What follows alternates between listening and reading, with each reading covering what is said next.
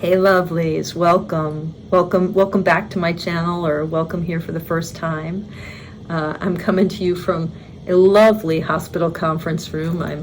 I'm on call tonight, but I didn't want to miss today because this is June 1st, and it's that time. It's time for me to talk about my June card in my Wheel of Life spread, and to kind of get a sort of update on that spread from the standpoint of this present moment. Now, the Wheel of Life spread, right? I cast that spread every year at the end of the Drop 'em 78 challenge, that challenge that I invite members of the Mindful Tarot community to participate in, where we, all of us, commit ourselves to one single deck for 2.5 months. And then we go through that deck one card at a time, one day at a time, really diving into its imagery, really diving into the tarot, just immersing ourselves like, like the little creatures in the land of cups, we just go plunge right in. And at the end of that Drop 'em 78 challenge, I then cast the Wheel of Life spread for the year. So here's the thing about the Wheel of Life spread, and it's true of all tarot spreads, I think. It's a mandala. It's a mandala, that the word is just the Sanskrit word for circle, but these mandalas, we see them in all sorts of world cultures and world religions. They're images, right? A mandala is an image that gives us a picture of complete unity. It's like a snapshot of the cosmos, or a snapshot of an individual's psyche. Carl Jung said that mandalas were archetypal images of the unity of the human soul. Okay? Well, they're unified because they are depictions of moving parts that are interconnected. So although they might be a static representation, just a picture of a circle with images all around, like the Wheel of Life spread with its 13 cards, and this is my Wheel of Life spread for this previous year. Although I can't remember how that sentence began, but although they might be static depictions, right? They're showing things in interrelation with each other, which means that there's a dynamic energy to every mandala. And so although it offers a snapshot of how things are right now, it's also showing us of how things are interconnected and unfolding over time. So the Wheel of Life spread, it's showing me how my year unfolds over time, and so there are 12 cards for each of the 12 months, but it's also showing me from a bunch of different facets, like a kaleidoscope almost. It's also showing me what's true of my life and my heart right here and now, in this moment, in this period of my life. What is it like to be Esther?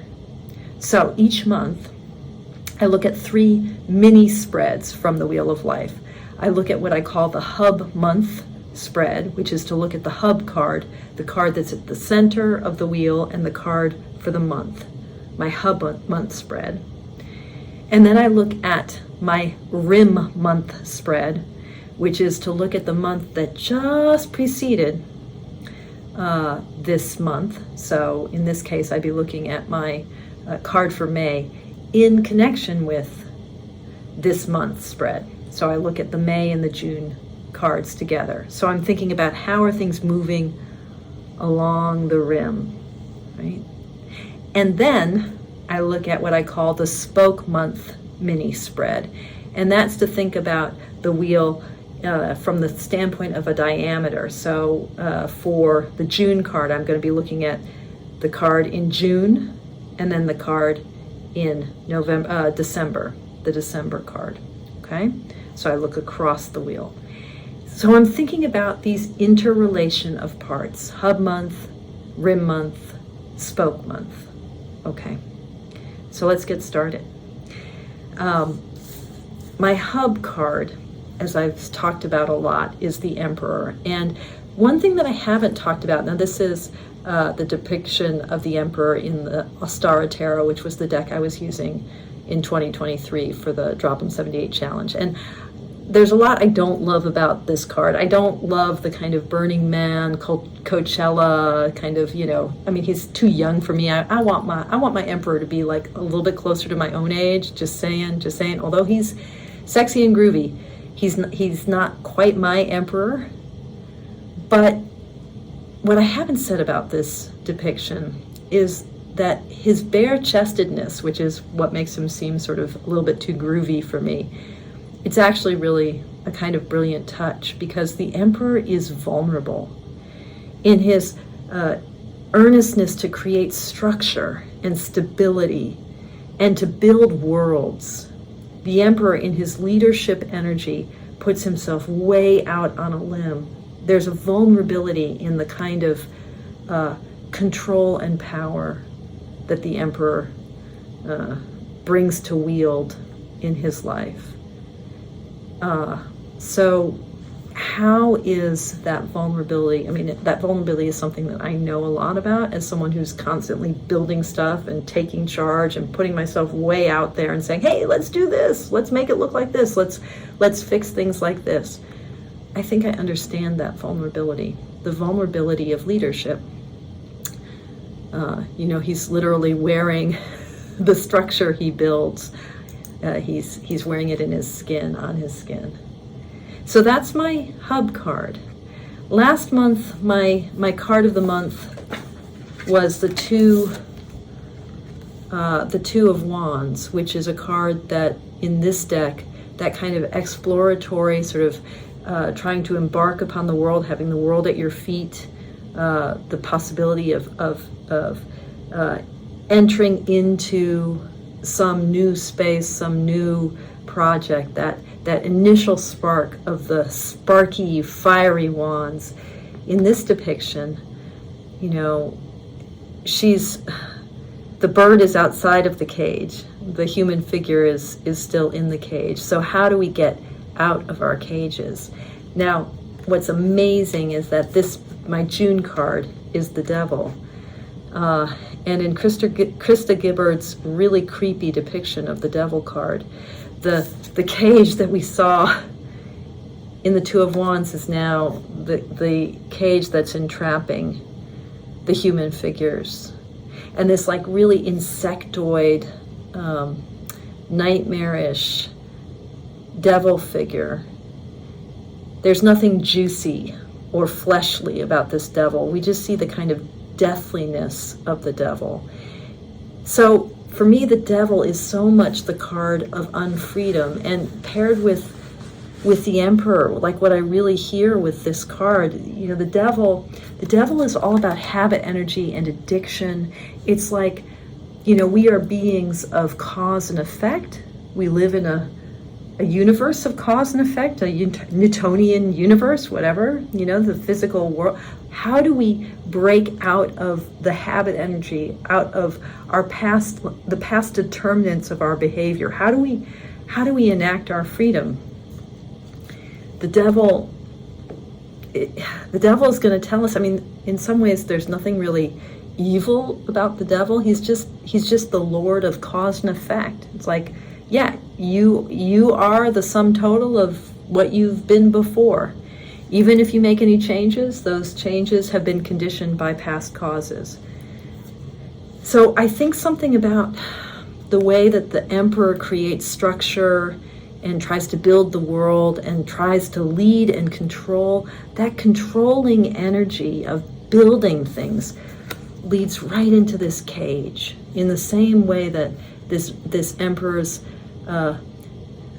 constructions are like, ink in his skin, inscribed upon him, boxing him in like the white borders of these cards. So I'm just seeing, now here I'm moving to Rim month, right? The relationship of the previous month to this. I'm just seeing this like pattern of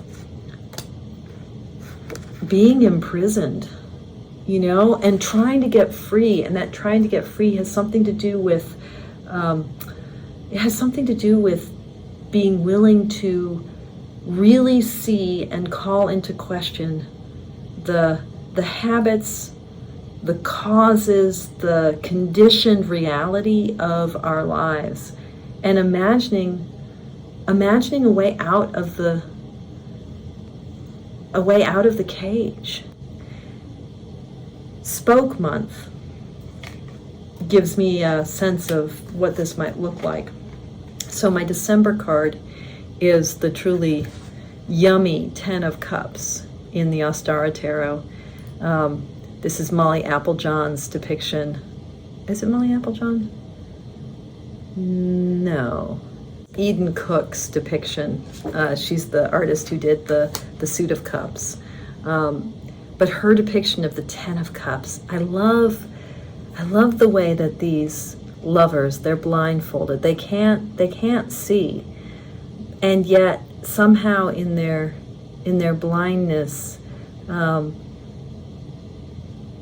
the way that they're tenderly holding each other, and then they're being enwrapped by this many arms of an octopus with all of the tentacles. There's like this tactile embrace here that's so much bigger than the two of them, right? So much more rich, so much more fulfilling than the two of them. So there's a kind of giving themselves over to the depths of the heart, which is not what the devil does, right? The devil is trying to control. You know, that's what links the devil and the emperor, the logic of control.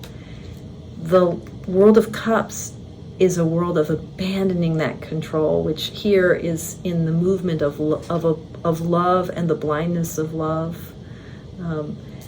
You know, I think that like this Two of Wands has so much light in it, almost these beams of light, and the way that the cage is open right in front of her eyes, but yet she's not free.